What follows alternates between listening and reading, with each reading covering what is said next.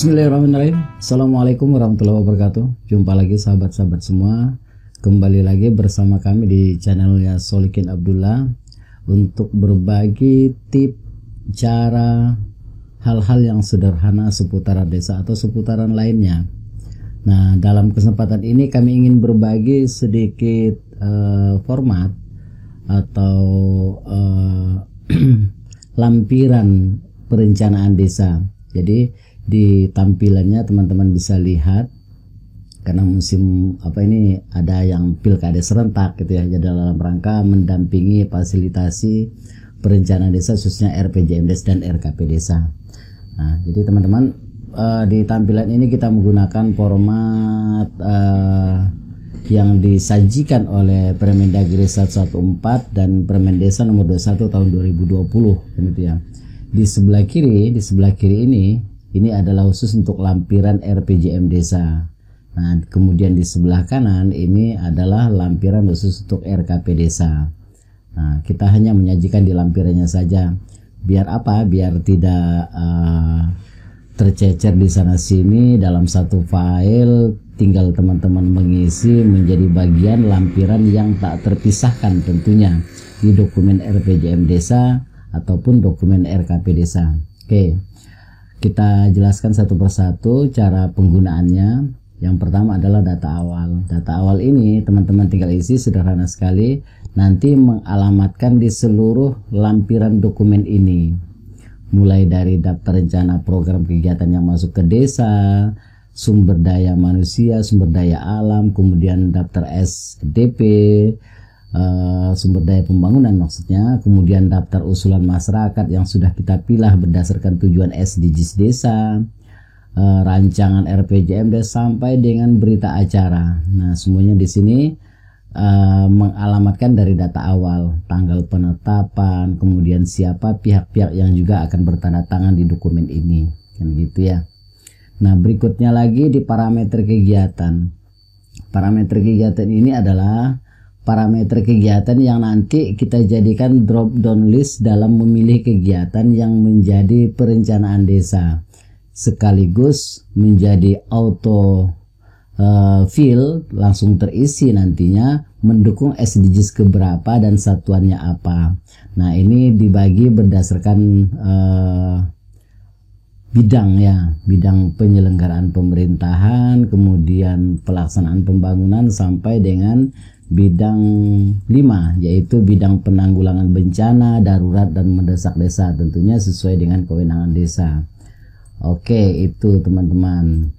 Nah, kemudian di yang kuning-kuning ini teman-teman tinggal mengklik di yang kuning. Jadi yang kuning mulai dari nomor 1 sampai dengan nomor 12 ya. Nah, dan di sini menyiratkan kepada kita semuanya bahwa ini berdasarkan tahapan, sehingga tersirat di dalamnya tahapan-tahapan dalam penyusunan dokumen RPJMDes, kan gitu ya. Nah, tahap 1 kalau kita bicara perencanaan sesuai Permendesa nomor 21 tahun 2020 adalah pendataan. Nah, setelah data diperoleh oleh desa, kemudian ingin menyusun dokumen RPJMDes bagi kades terpilih. Dari data itu, apakah itu SDGs desa, IDM, dan pendataan data lainnya, itu menjadi dasar data primer untuk kita melakukan perencanaan. Nah, kita mulai perencanaannya dengan dari data itu diperoleh nanti daftar rencana program dan kegiatan yang masuk ke desa. Ini datanya dari mana? Tentunya sumbernya ini kita mensinergikan dengan program rencana daerah, yaitu dari RPJM daerah. Nah, RPJM daerah masing-masing kabupaten kota, karena perencanaan desa harus sinergis dengan perencanaan daerah.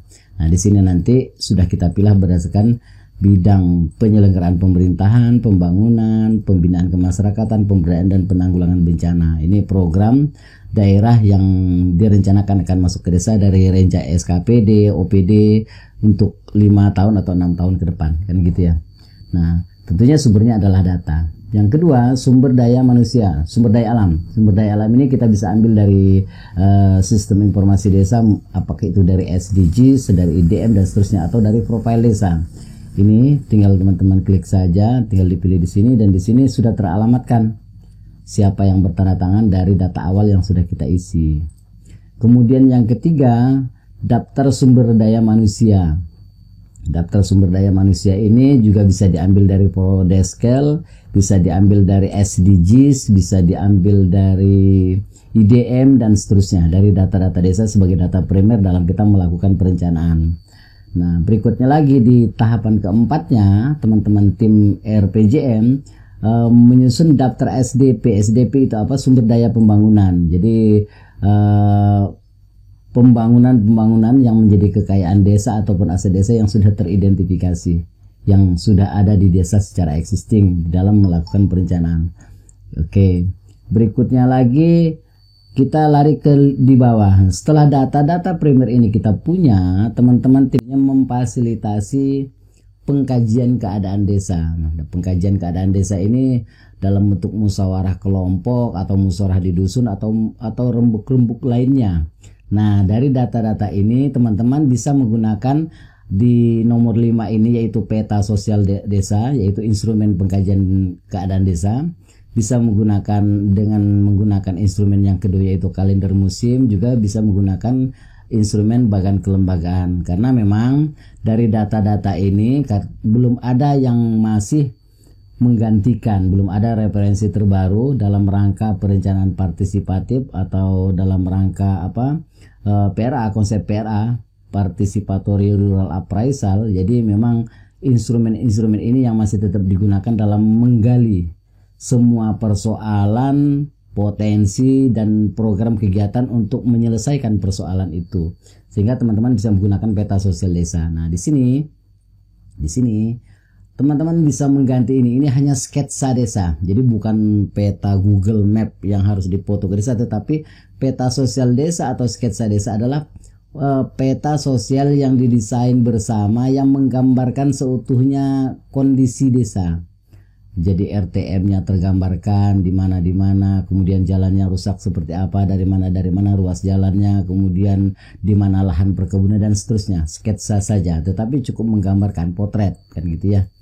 Nah, kemudian apalagi setelah ini dibuat dalam rembuk dusun atau rembuk kelompok atau dalam proses pengkajian keadaan desa, kelompok-kelompok itu mengidentifikasi masalah berdasarkan peta yang dibuat kan gitu ya. Nah, jadi daftar masalahnya apa? Misal nih, contoh jalan desa di wilayah RT 02 sepanjang 1200 meter lari rusak berat kan gitu ya. Nah, potensi yang dipunya apa? Nah, sehingga pengkajian keadaan desa ini mengidentifikasi masalah berdasarkan rankingnya yang terburuk kan gitu ya. Nah, sehingga nanti muncul apa dari masalah yang ada, potensi yang dipunya oleh desa kita, kemudian langkah atau program kerja untuk keluar dari masalah itu, untuk mengatasi masalah itu, sehingga program-program kegiatan dari Kades terpilih yang tertuang di dalam dokumen RPJMDes-nya benar-benar menyajikan program kegiatan yang berkualitas menjawab persoalan-persoalan desa. Begitu harapannya. Yang kedua, digunakan kalender musim. Nah, di setiap daerah itu pasti ada. Misalnya contoh ini kalender musim yang biasa dipakai dalam konsep PRA. Apa itu? Misalnya ada 3 musim, pancaroba, kemarau, musim hujan gitu ya.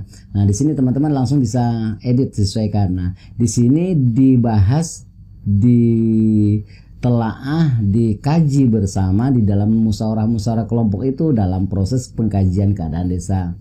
Sama seperti sketsa desa, dikajilah apa persoalan berdasarkan kalender musim kan gitu ya. Nah, contoh saja nih, pada musim kemarau di dusun A dan dusun B kekurangan air bersih. Nah, potensi yang desa punya apa? Misalnya kita punya sungai, kita punya mata air, kita punya swadaya masyarakat yang siap bergotong royong di situ, kita punya material galiansi dan lain-lain contoh yang dipunya. Nah, dari masalah kemudian kita punya potensi apa program kegiatan yang nanti menyelesaikan masalah itu. Nah, begitu teman-teman. Berikutnya lagi bisa digunakan kalender atau bagan kelembagaan. Nah, ini banyak terjadi di lapangan. Teman-teman menyusun dokumen RPJMDes mengcopy paste dari bagan kelembagaan, entah dari desa mana, itu yang tidak dibenarkan. Begitu juga dengan sketsa desa.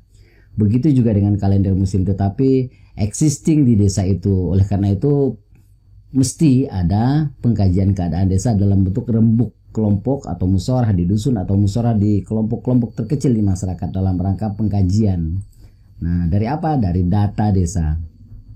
Apa instrumennya? Instrumennya itu tadi bisa menggunakan sketsa desa, bisa menggunakan kalender musim, bisa menggunakan bagan kelembagaan. Kalau bisa ini digunakan karena belum tergantikan sampai dengan saat ini konsep PRA-nya. Instrumen-instrumen itulah yang jitu dan tepat untuk melakukan pengkajian keadaan desa, kan gitu ya teman-teman. Sama bagan kelembagaan. Ini bulatan-bulatan ini menggambarkan pengaruh dari kelembagaan yang ada. Pengaruhnya, kemudian jauh dekatnya pengaruh itu terhadap masyarakat, karena di tengah sini kan masyarakat nih. Nah, kalau bulatannya ini besar tidaknya pengaruhnya, kemudian jauh dekat kedekatannya dengan masyarakat, dampaknya atas pengaruh itu. Nah, kan gitu. Misalkan BUMDes tidak terlalu besar, kemudian jauh lagi. Nah, ini keagamaan. Ini contoh saja. Ini contoh. Teman-teman nanti silakan didiskusikan dalam kelompok diskusi atau FGD di dalam pengkajian keadaan desa. Barulah dikaji kelembagaan-kelembagaan yang ada ini bisa diedit ya. Ini bisa diedit. Ini teman-teman tinggal edit. Nah, ini diedit saja. Apa lembaganya, kemudian apa persoalannya. Ini contoh nih. Pemdes dan BPD. Pemdes dan BPD kurang memberikan layanan kepada masyarakat. Ini contoh, mudah-mudahan tidak terjadi. Nah, potensinya perangkatnya lengkap padahal. Apakah itu perangkat desa lengkap, kemudian BPD-nya juga lengkap. Nah, terus solusinya nanti seperti apa kan gitu. Nah, ini teman-teman. Jadi satu dari data desa yang ada, diisilah daftar kegiatan program dan proyek yang akan masuk ke desa sesuai dengan Renja RKPD atau RPJM daerah, itu dalam rangka sinergisitas. Kita ulangi. Yang kedua, daftar sumber daya alam, kemudian daftar sumber daya manusia, daftar sumber daya pembangunan. Nah, lalu kita menggunakan pengkajian keadaan desa. Lalu kita laksanakan pengkajian keadaan desa dengan menggunakan instrumen ini, minimal 3 instrumen. Lalu lahirlah daftar yang ke-8, daftar usulan masyarakat. Jadi sekian banyak tadi potensi yang kita kaji, sekian banyak permasalahan yang sedang dihadapi desa. Kemudian lahirlah program kegiatan yang merupakan usulan dari masyarakat sebanyak mungkin di sini. Di sini masih belum ada bidang-bidangnya, teman-teman. Belum ada bidang. Cuman usulan saja total. Nah, nanti dipilah oleh teman-teman berdasarkan tujuan SDGs, berdasarkan contoh kegiatan SDGs. Nah, bagaimana contoh kegiatan SDGs? Teman-teman klik di sini. Ini contoh-contoh kegiatan SDGs nih. Ya, balik lagi. Nah, setelah daftar usulan masyarakat dipilah, barulah teman-teman tim RPJMdes menyusun rancangan RPJMdes. Susunan rancangan RPJMdes ini, teman-teman, kita sudah memilahnya berdasarkan bidang. Nah, ini pekerjaannya tim RPJM yang mengetahui. Makanya tim RPJMdes itu unsur-unsurnya terdiri dari pemerintah desa, kemudian LKD dan unsur masyarakat. Yang sebanyak-banyaknya 11 orang kan gitu ya, yang dipimpin oleh sekretaris desa atau pihak yang dianggap mampu oleh Kades kan gitu, di SK-kan dengan SK kepala desa. Berikutnya lagi kita ingin jelaskan di rancangan. Di rancangan di sini teman-teman tinggal memilih. Kita sudah bantu memilih, ada drop down list yang dipilih. Misalkan contoh sertifikasi. Nah, di sini di mendukung SDGs keberapa teman-teman tak perlu mikir lagi. Sudah auto terisi mendukung SDGs keberapa. Nah, tinggal dijelaskan nanti data existingnya tahun ke ini. Bagaimana kondisi existingnya tentang sertifikasi tanah khas di desa, tanah khas desa kan gitu ya. Nah, target capaiannya tahun keberapa? Nah, misalnya tahun keempat, masa jabatan kepala desa, tahun kelima dan seterusnya. Nah, kemudian pencapaiannya di tahun kelima, lokasinya di mana. Nah, di sini perkiraan volume satuannya tidak perlu kita mikir-mikir lagi, sudah langsung auto. Tinggal ngisi nilainya. Nah, satuannya juga sudah auto terisi. Kemudian waktu pelaksanaannya dalam rangka capainya di tahun kelima di masa jabatan kepala desa kan gitu ya. Lalu waktu pelaksanaannya kapan? Mungkin dari tahun pertama, kedua, ketiga dan seterusnya sampai dengan tahun kelima selesai kan gitu. Nah, perkiraan biaya ini ancar-ancar saja, tidak perlu RAB. Ini adalah RPJMdes, tidak perlu RAB. Ini ancar-ancar saja perkiraan biaya. Sumbernya, nah sumbernya di sini karena ini dokumen RPJMDes, sumbernya di sini kita sudah berikan pilihan, ada APBDes, APBD Kabupaten, APBD Provinsi, APBN, atau CSR atau TJSL, tanggung jawab sosial lingkungan. Apakah pihak ketiga atau swadaya masyarakat, ini di sini dipilih. Jadi bukan DDADD kecuali RKP, gitu ya.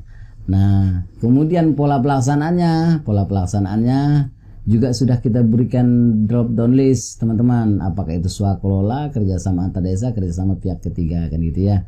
Nah, jadi di sini kolom D kita tinggal memilih sumbernya dari mana memilih ini. Ayo kita balik ke menu. Balik ke menu, sumbernya adalah di parameter kegiatan. Ketika bidang 1, ini drop down listnya. Apakah ini bisa ditambah? Silakan, dan sesuaikan nanti diisi satuannya apa, kemudian mendukung SDGs keberapa, sehingga nanti kita siapkan berapa nih, jauh sekali nih, ada 36 item kan gitu ya. Ini yang ada, kalau ditambah ini mungkin lebih banyak lagi, sehingga nanti itu menjadi drop down listnya untuk di rancangan RPJMDes gitu teman-teman. Begitu juga dengan bidang 2 pembangunan, nanti dia akan memfilter, akan memilih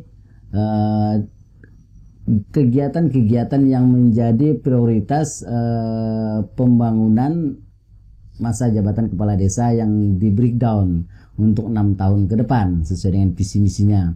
Nah, begitu kita pilih di sini kegiatannya, muncul di sini mendukung SDGs keberapa, kan gitu ya.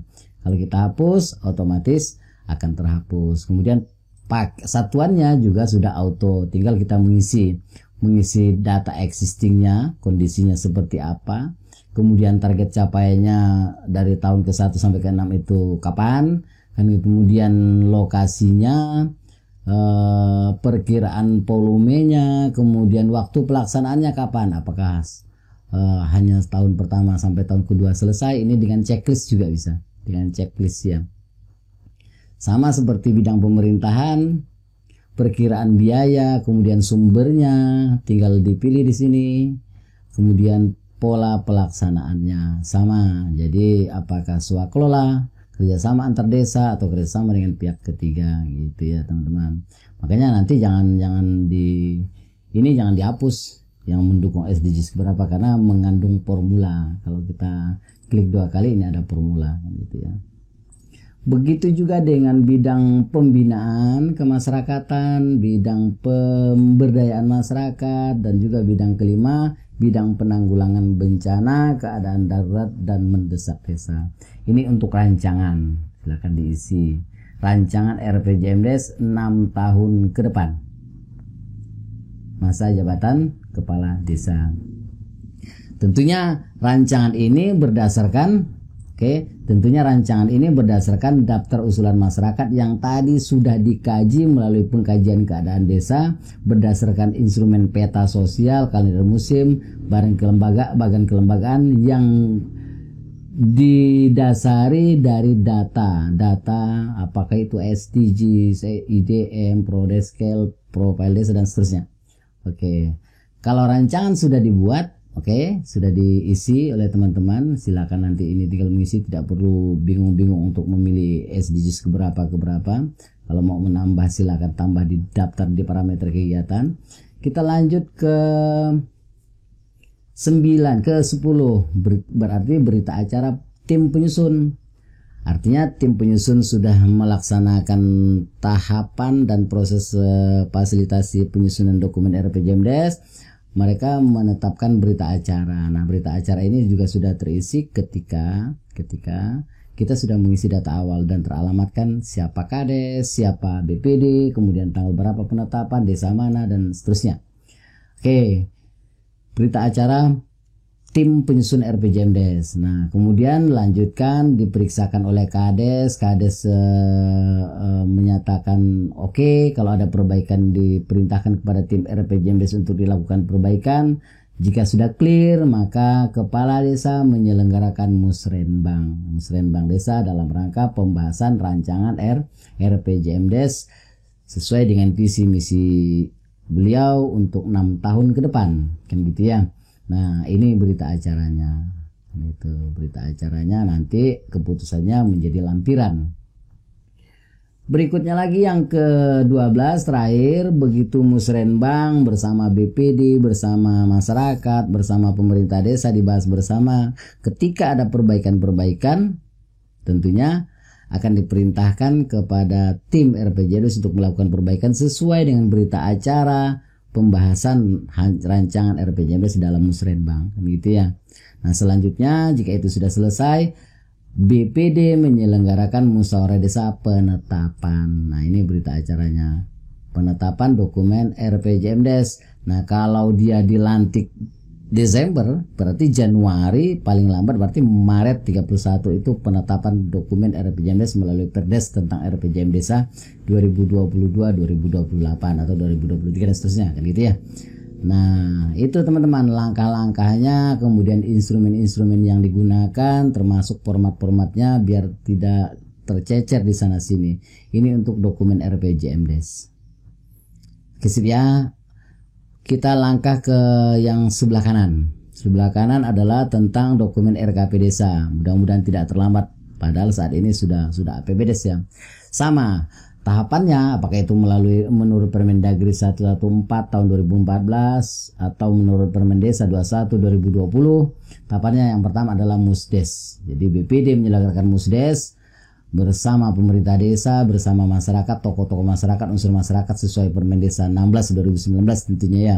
Nah, berita acara ini nanti menjadi dasar bagi tim. Pak Kades meng-SK-kan tim RKP Desa.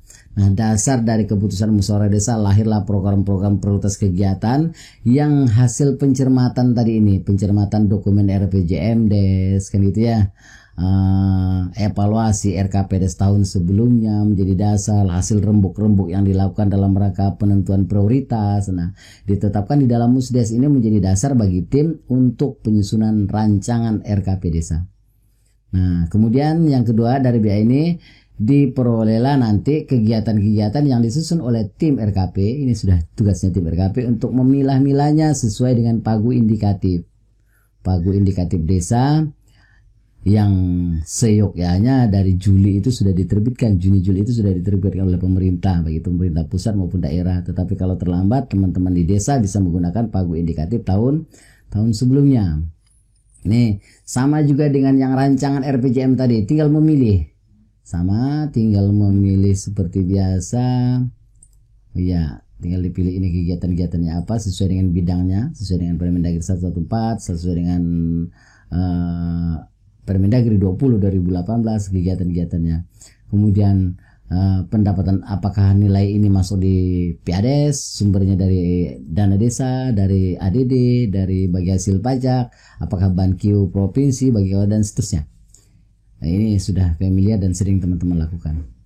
Next, daftar prioritas kegiatan yang menjadi DU RKP yang tidak terakomodir di RKP Desa sesuai dengan pagu indikatif, tentunya desa mengusulkan kepada pemerintah di atasnya, yaitu daftar usulan. Nah, di sini daftar usulan di sini sama. Kita juga sudah memberikan drop down list, tinggal dipilih teman-teman di sini mendukung SDGs berapa, dia auto. Misal nih. Nah, mendukung SDGs 18 tentang penegasan batas atau patok tanah kas desa dipilih. Kemudian data existingnya dijelaskan, lokasinya di mana, kemudian satuannya sudah autofill, tinggal diisi berapa paket kan gitu ya. Kemudian jumlah pemanfaat laki perempuan, rumah tangga miskin. Nah, sumber pendanaannya. Kalau ini DU RKP, sumber pendanaannya sudah APBD, APBN, APBD provinsi atau pihak ketiga. Karena ini DU, daftar usulan. Nah, tetapi kalau dia balik lagi kita ke, bentar ini DU. Kalau kita ke rancangan RKP, dia sumbernya lah sudah DD, ADD dan seterusnya gitu. Oke. Berikutnya lagi daftar kerjasama antar desa, formatnya sama. Juga pilihan ini jika ada kegiatan yang akan dikerjasamakan antar desa. Ini yang dikerjasamakan dengan pihak ketiga. Diisi jika ada, jika tidak berarti dikosongkan. Kemudian lari ke rancangan. Nah, rancangan ini sudah hasil pencermatan berdasarkan berita acara Musdes RKP, rekomendasi SDGs, rekomendasi IDM dan seterusnya yang sudah dibahas bersama di dalam Musdes tentunya menjadi skala prioritas kegiatan. Lalu teman-teman isikan di sini mulai dari bidang 1 sampai bidang 5. Nah, di sini yang akan dianggarkan sesuai dengan pagu desa kan gitu ya, dan wajib ada RAB. Makanya di sini langsung ada 6A, ada lampiran RAB-nya. Teman-teman, RAB-nya ini beda dengan RAB-nya APBDes. Kalau RAB-nya APBDes kan sudah mengacu kepada kode rekeningnya. Kalau RKP belum punya kode rekening. Ini lampiran Permendagri 114, contoh RAB-nya seperti ini. Jadi jangan nanti kebalikan, APBDes dibuat dulu baru RKP. Nah, itu terbalik. Gambar desain jika untuk kegiatan sarana dan prasarana ya, kegiatan fisik ya, tentunya harus ada gambar desainnya. Nah, setelah itu selesai, tim RKP menyerahkan kepada Kades memeriksa. Kalau dibuatkan berita acara tim RKP menyelesaikan sama seperti RPJMdes. Setelah selesai diserahkan kepada Kades menelaah. Ketika siap, Kepala Desa menyelenggarakan musrenbang. Nah, ini musrenbang desa tentang RKP desa dibahas bersama BPD, Pemdes, kemudian unsur masyarakat. Nah, hasil perbaikan itu ditindaklanjuti. Kades memerintahkan tim untuk perbaikan. Ketika sudah selesai perbaikannya sesuai dengan berita acara dalam musrenbang RKP desa, maka BPD menyelenggarakan musdes. Nah, setelah musdes penetapan, lalu apakah itu Perdes tentang RPJM atau Perdes tentang RKP desa, itu ditetapkan dulu di desa. Setelah ditetapkan dan disahkan, minta diklarifikasi kepada bupati, biasanya melalui camat, untuk dilakukan klarifikasi sebagaimana amanatnya Permendagri 111 ya, kalau tidak salah tahun 2014 kah? 2014 kan gitu. Nah, saya kira itu teman-teman. Ini lampiran dokumen RPJMdes, ini lampiran dokumen RKPdes, kemudian ini mengandung tahapan-tahapan yang mesti dilakukan. Oke, saya kira itu, semoga bermanfaat dan silakan bisa digunakan oleh teman-teman baik di kecamatan ataupun kabupaten lain dengan mengubah dulu data awal maupun parameter kegiatan. Terima kasih, semoga bermanfaat. Assalamualaikum warahmatullahi wabarakatuh.